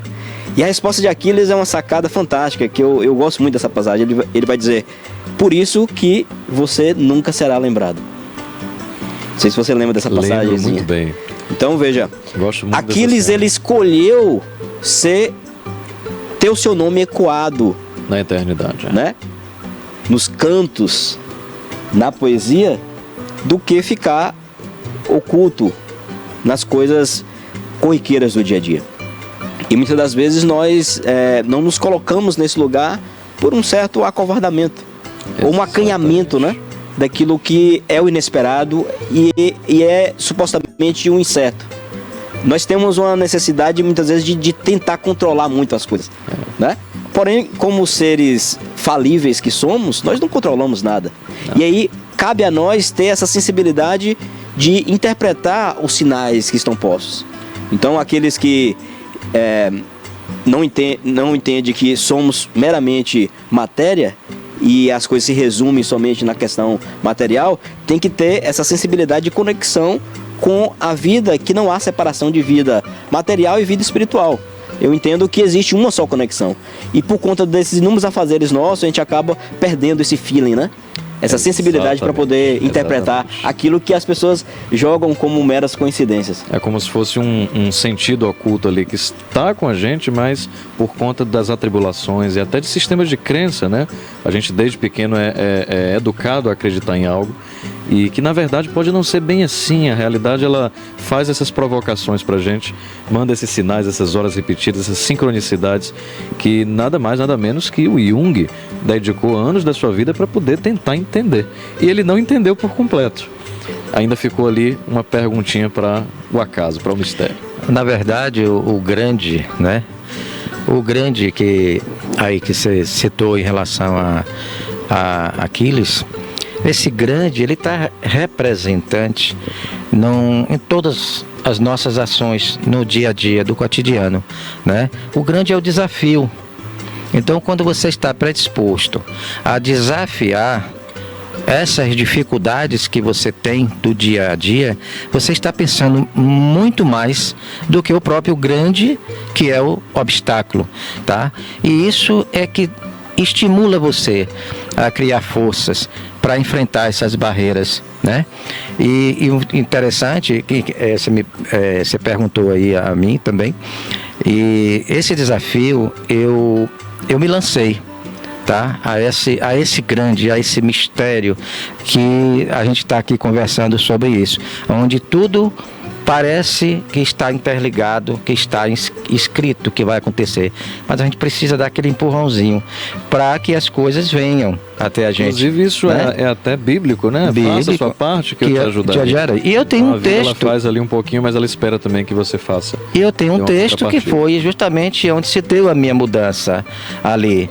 Eu não lembro exatamente quando foi que eu escrevi esse texto, que ele inclusive foi tema de abertura de um evento lá em Recife, lançamento de uma antologia que nós participamos, Luso-Brasileira, e participantes também vários poetas, escritores de 7, se não me engano foram 7 ou 11 países lusófonos, né? E que é o espelho. Eu gostaria de ler esse espelho para ilustrar o que você me perguntou e que nós estamos tratando desse assunto aqui, do grande, né? Maravilha, vamos em companhia inclusive de uma música orquestrada aqui para a nossa audiência ter a melhor experiência. Esse texto, ele está aqui nesse meu livro, meu primeiro livro, né? Porque ele foi premiado também, eu participei com ele de um concurso lá em São Paulo da Academia Saltense de Letras e fui selecionado. E esse texto hoje ele está em acervo, né, lá na academia. E o texto é Espelho. Espelho amigo, venho despedir-me, agradecer-te e cumprimentá-lo por ter sido eu tanto tempo, a metade do que eu era antes. Olho-te daqui, não me vejo mais. Somente tu que aí estás. Por isso sigo, deixo contigo o passado que fui. Dele nada posso levar. Desse lado não devo mais estar. Tornou-se pequeno para nós dois. Há tempos tu foste meu amigo, o abrigo que precisava até o despertar. Do lado que eu estou agora, serei um explorador de mim mesmo. Sozinho seguirei. Ilustrando o que eu acabei de falar, esse texto, ele foi assim, meu estupim. Eu cheguei ao topo realmente daquilo que eu não suportava mais dentro de mim e eu precisava me renovar. Então, eu me olhando no espelho, estava barbudo, estava assim, desprezado de mim mesmo. Não é que a vida estivesse me desprezando, eu estava aceitando isso. Então eu resolvi, olhei para ele e falei: você fica aí e eu saio. Eu vou seguir o meu caminho sozinho, sem você. Muito obrigado e tchau. Me despedi dele, fui embora, fechei a porta e saí. Olha só. E assim começou a minha história, por isso eu estou aqui, né? E vamos continuar. Pessoal, estamos chegando infelizmente ao fim do nosso quadro. É um quadro curto de 30 minutos, mas vamos encerrar aqui com chave de ouro, tá? Ainda falta ali 6 minutos. Eu gostaria desses 6 minutos aí. Conversar um pouco mais com o nosso convidado especial. Eu gostaria desses 6 minutos, você falasse um pouco sobre Adonias Filho, que é o patrono, sim, né, da nossa academia agora. Bem, né? Lembrado. Inclusive existe uma coincidência. Eu vou deixar que você fale sobre esse trabalho. Mas antes eu gostaria de agradecer, já que nós temos só 6 minutos, vou encerrar aqui minha participação para que você continue. Agradecer ao nosso confrade Ciro de Matos, um ícone da literatura regional itabunense, e ele me presenteou, tive o prazer dele me presentear com esse livro, que A Mulher que Virou Beija-Flor e Outras Crônicas. Eu estou lendo ele, muito bom por sinal, né? Não podia ser diferente, né? Nosso Ciro, ele é magistral. Eu participei de nós, né, participamos de um evento lá no Adonias Filho, e as poesias deles foram transformadas em músicas por um músico que cantou lá, fez muito bom, vai ficar tema para o outro programa, tá? Então um abraço aí, Ciro de Matos, meu apreço a todo o seu trabalho, me inspiro nele também para seguir em frente. Um grande abraço para Ciro de Matos, viu? Que mandou por correio a moda antiga. Eu gostei muito desse gesto, viu, Ciro? E também vou, assim que meu pai terminar o livro, vou ler ele também. Olha, só completando aqui, claro. E foi autor vencedor do prêmio Casa das Américas de 2023. Um escritor realmente premiadíssimo, muito bom, a história dele, muito boa e incentivadora. E vai ser colega de vocês aí nessa jornada. Sim, nós vamos conviver lá. Olha, existe um livro que é esse aqui, o Adonias Filho, A Força da Terra, que é da autora Ludmila Berthier, uma grande jornalista, que é sobrinha neta de Adonias Filho, tá? Pessoal, Ludmila vai estar com a gente no projeto que nós estamos filmando sobre Adonias Filho, a primeira cinebiografia do escritor, interpretada pelo nosso poeta, Ademilton Batista, que vai ser lançado em dezembro desse ano. Nós estamos em produção. Um abraço para a Ludmila. E olha, tem uma sintonia aqui, tem uma sincronicidade envolvendo Adonias e ele, que vai muito além da aparência, tá? Você pode observar que ele se parece com Adonias, né? Os dois começam com a letra A, AD, né? E tem também uma outra coincidência, que é o seguinte: Adonias, ele teve um momento na vida dele que foi o primeiro momento chave para ele se conscientizar que ele era realmente alguém diferente, era alguém especial, que foi aos 7 anos. Adivinha a idade que o nosso poeta também teve essa lucidez? Aos 7 anos. Então, eu diria que eles estão destinados a realmente se cruzar no cinema, tá? Ele está destinado a interpretar Adonias Filho, assim como esse encontro de hoje também estava pré-escrito pelo destino, pelo bom destino. Então, vou deixar aqui o nosso convidado especial finalizar aqui o nosso programa de hoje em homenagem a essa grande parceria aqui, esse grande momento. Então, Jefferson, por favor, fique à vontade para deixar uma mensagem para o nosso público e se despedir também do nosso quadro de hoje. Vitor e Ademilton, agradeço novamente aí o convite, né, feito. Estou sempre à disposição, assim que surgir aí novas pautas, pode me convidar que estarei à disposição. Pode ter certeza que iremos chamá-lo novamente. Aproveitando aí a leitura do texto, do poema, né, do nosso poeta Ademilton, O Espelho, quando ele estava fazendo a ecoação da sua poesia, e eu fiquei aqui a pensar, né? Certa feita, um ex-professor meu, hoje amigo, acho que é bem conhecido de todos aqui da região, o Piligra. Sim. Ele, vendo as minhas inquietações, né, ele perguntou para mim se eu não queria ser um poeta. Olha que interessante, né? E aí a gente ficou a conversar e ele brincava, né, que querer ser poeta não é para todo mundo. Então existe um derramar, como os gregos achavam, entendia, e até fazendo referência a Platão, né? Então Platão lá na República vai dizer que os deuses distribuía, de acordo com a correspondente alma, habilidades. Então nem todo mundo pode, por conta da disposição da sua própria alma. E o ser poeta não é para qualquer um, né? Então, me parece que o próprio livro do nosso poeta, que é Ademilton, né, Vencendo o Tempo, é a vida dele. Então, o que difere essa sensibilidade poética é a tradução daquilo que a pessoa é em letras, né? E aí, exatamente, eu acho que talvez isso acaba fechando, né, a própria compreensão daquilo que nós discutimos no dia de hoje. E repito novamente, né, aquilo que muitos joga na vala do acaso, nós sabemos que existe uma sincronia e basta que nós tenhamos essa sensibilidade para poder interpretá-la. Às vezes pode passar realmente desapercebido por conta da nossa fragilidade humana, né, de não ver as coisas com precisão e buscar o fundamento, né, o pressuposto das coisas. Porém, acho que o desafio de melhoramento nosso a cada dia é ter essa devida conexão para que nós venhamos ser pessoas melhores, né, neste mundo. Maravilha, maravilha. E poeta, por favor, se despeça aqui do público. Eu diria que poesia é tudo aquilo que a gente predispõe a fazer no dia a dia, com sensibilidade, com carinho e com amor. Meu até breve, né? Até o próximo programa. Me despeço aqui, passando o bastidor para você.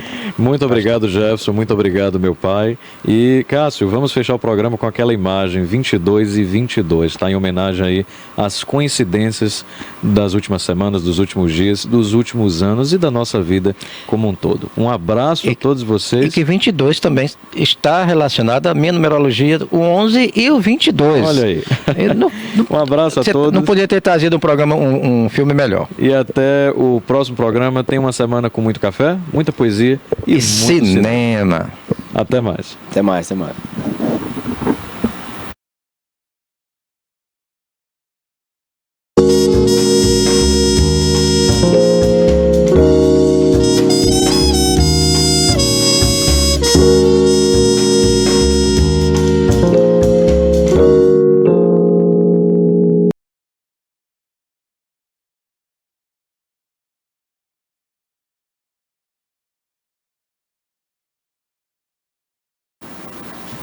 Ok, Vitor, um abraço aí ao nosso querido Ademilton Batista, o poeta. Volta aí na próxima semana, se Deus quiser, não é isso, Ademilton? Se Deus quiser, estarei aqui.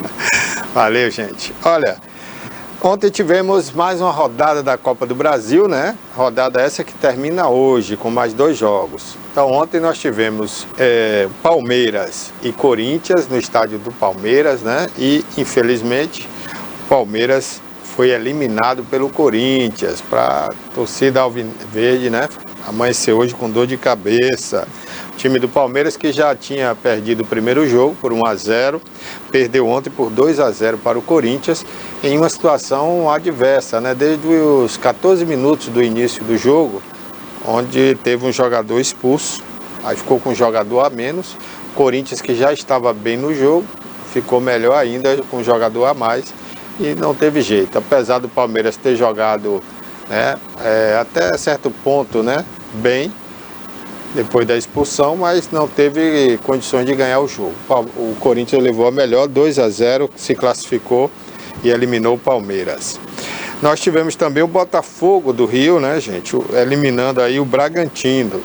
Bragantino que vem fazendo um bom campeonato brasileiro, né, tá ali entre os 8 primeiros colocados, e na Copa do Brasil tinha até chance de se classificar, mas não levou a melhor, perdeu para o Botafogo. O Atlético Mineiro, que tinha vencido o Flamengo no primeiro jogo por 1-0, com a falha terrível da zaga do Flamengo, né? Acabou eliminando o Flamengo ontem, tá? Então, Botafogo, Atlético Mineiro classificado. O Atlético Paranaense eliminou o São Paulo, né? O São Paulo que está bem no Campeonato Brasileiro, depois do novo técnico vem fazendo uma boa campanha, mas na Copa do Brasil não se deu bem e acabou sendo eliminado pelo Atlético Paranaense, que está disputando a Série B, hein? Mas tem tudo para voltar esse ano. É um bom time, time de dinheiro, é o melhor time atualmente do Paraná. Já o Fluminense eliminou o Internacional de Porto Alegre. O Inter, que também está na Libertadores, semana que vem decide sua sorte com o Flamengo. O Inter não vem ultimamente fazendo bons jogos, viu? E o Fluminense se deu melhor aí, o Fluminense do Renato Gaúcho. Então nós já temos classificados aí para a semifinal, para as quartas de finais do campeonato, da Copa do Brasil. Nós temos Botafogo, Atlético Mineiro, Bahia, Atlético Paranaense, Corinthians e Fluminense. O Bahia, que sempre parava aí nas oitavas de final, né? Geralmente contra o Grêmio. Isso a gente viu, mas faltou um pouco da finalização. O Bahia tocou muito, criou muito, abriu de um lado, abriu do outro, triangulou, foi por dentro, tentou por fora, mas faltou chutar. Por exemplo, teve umas 2 bolas que o Gabriel se ofereceu, deixaram ele ir e faltou usar, dar aquele chute. Porque todo mundo estava marcado. Ele poderia ter finalizado, outros poderiam ter feito. É treinar isso, é dizer que tá liberado, que ele pode chutar. Não que você mandou não chutar. Mas às vezes quem tá de fora acha que Rogério briga se o cara tentar uma jogada diferente, tentar um chute e não tocar, não abrir do lado, não finalizar. Senti hoje que no segundo tempo o Bahia mudou, chutou mais, mas o primeiro tempo ficou um pouco acanhado para finalizar. Não encontrou nem o último passe, nem a finalização. Eu concordo com a tua análise, a gente teve controle, posse, chegamos do lado, voltamos, muito cruzamento passando em frente à área. Eu acho que até chutamos, mas chutes inofensivos praticamente. Caio chutou, o Caio chutou 2 bolas, não lembro, o Gabriel levou, conduziu. Não tem jeito, é um jogo mano a mano, né? É um time que se propôs a marcar praticamente individual. A vantagem nossa era do homem que vinha de trás, seja Gabriel, seja Juba, na maioria das vezes Gabriel. Mas realmente a parte de finalização, que é o que eu falo, a parte de ataque realmente foi bem abaixo. Acho que o gramado também um pouco pesado, o gramado um pouco mais alta, e nós não finalizamos bem, não chutamos bem. Eu acho que não foi o número de chutes, mas sim a qualidade dos chutes que não foi ideal no dia de hoje. Boa noite, Rogério. Queria que você pudesse fazer uma avaliação sobre o Everton Ribeiro e também fazer um resumo do que foi a partida desta noite. Sobre o Everton? Isso. Bom, o Everton, no jogo de hoje ou no jogo de hoje, eu acho que ele foi bem enquanto teve fôlego. Enquanto teve fôlego para jogar, eu acho que ele participou, tabelou, sofreu uma marcação individual durante o jogo todo, arrastou bastante, tentando abrir espaço para a gente jogar. Quando nós calculamos, eu calculei ao menos tentar deixar 60 minutos ele, quando deu o tempo que eu achei que ele começou a sentir um pouco cansaço, afinal de contas ele também jogou no último final de semana, nós trocamos, colocamos o Michel na função dele. Everton é importantíssimo para mim. Claro que num campo mais pesado ele sofre um pouco mais, mas é de vital importância. É um cara que ajuda muito através da experiência, da capacidade técnica, da liderança técnica que ele é dentro de campo. E hoje ele fez o melhor dele. Eu acho que, como o Barona perguntou, nós tivemos posse, tivemos controle, tivemos jogada pelos lados, chegamos com áreas, chegamos com o Kaique várias vezes, mas não tivemos peso de área para empurrar essa bola para dentro. E nas finalizações de fora da área que nós tentamos, com exceção feita talvez a do Jean Lucas, que foi muito bem finalizada e deu no travessão, nós não conseguimos finalizar também essas bolas de fora da área. Rogério, boa noite. O Bahia às vezes sente, digamos assim, o peso de um time menor que ele, esses times menores que jogam por um resultado, é mais ou menos por aí? Não, eu acho que o time do Retrô, em matéria de construção, ele não apresentou tanto, né? Time de muito contra-ataque, ligação direta, quando entra o 9, muito alto na frente para fazer os desvios. É um time que marca muito pesado. O Iba ali no meio, eu já conhecia ele do São Paulo, um jogador de muita pegada. Ele pegou o Jean Lucas, acho que individual, o jogo inteiro, correu junto com ele. Então, assim, não é que nós conseguimos controlar o jogo, mas é um jogo muito físico. E, logicamente, um time muito mais forte que você fisicamente, ele causa danos. E, principalmente, quando se defende bem, quando baixa as linhas, quando coloca lá embaixo. Nós precisamos evoluir, claro, precisamos melhorar, mas tem mérito também do time do Retrô em ter conseguido se manter no jogo durante todo o tempo. Rogério, boa noite. Como você projeta o Bahia para a próxima partida do sábado contra o Fluminense, menos de 72 horas de intervalo entre uma partida e outra? Vai conseguir colocar 100% do time titular? Vão ter 11 caras dentro do campo fazendo o melhor pelo time. Nós vamos contar com o apoio da nossa torcida. Eu sei que é um espaço curtíssimo de tempo. Tem uma viagem agora que até chegar lá demora umas 4, 5 horas ainda para a gente chegar. Chega de madrugada, não tem tanto tempo para dormir. Nós vamos fazer uma análise na sexta-feira e até no sábado de manhã, porque o jogo é à noite, acho que só no sábado, né? No sábado para ver as condições de cada um, mas pode ter certeza que 11 caras estarão lá brigando, lutando pelo melhor resultado para o Bahia. Esse é o nosso lema. Lógico que hoje não se agrada e é normal, né, não conseguir vencer, as pessoas às vezes ficam chateadas. Eu acho que de parte positiva é que o time competiu, lutou, conseguiu a classificação. Sabemos que nós precisamos melhorar, principalmente na questão ofensiva, mas vamos estar lá lutando novamente no sábado contra um bom time do Fluminense, né? Vamos estar lutando para conseguir mais 3 pontos pelo Bahia. Pronto, professor. Obrigado, pessoal. Mais alguma? Vai fazer, mano? Não? Quer fazer? Fica à vontade, porque esses caras vieram aí, viajaram, tudo. Faz mais uma que você queira. Rogério, a gente entende o número de jogos, a gente entende maratona, a gente entende viagem, mas a gente também entende que, por vezes, é necessário apresentar algo mais. Jogadores que têm potencial como o Cauli, que tem potencial como o próprio Kaique, para mim, talvez, não sei a sua avaliação, o melhor driblador do elenco. Mas, por vezes, se perde num drible a mais, em um rebuscado a mais de uma jogada que pode simplificar e fazer uma finalização, um chute, um gol. Falta um pouco também de, às vezes, fazer um feijãozinho com arroz bem básico, bem temperado, que dê resultado, do que tentar sempre um algo mais. A tomada de decisão, sem dúvida nenhuma, ela é importante. Às vezes, o simplificar pode ser coisa mais importante naquele determinado momento. Concordo com você, o Kaique, no 1 contra 1, né? Nessa parte de 1 contra 1, o último homem, ele é o cara que consegue tirar realmente a vantagem da defesa adversária. Sofre um pouquinho, logicamente, em recomposição, até pelo biotipo, pela característica dele, né?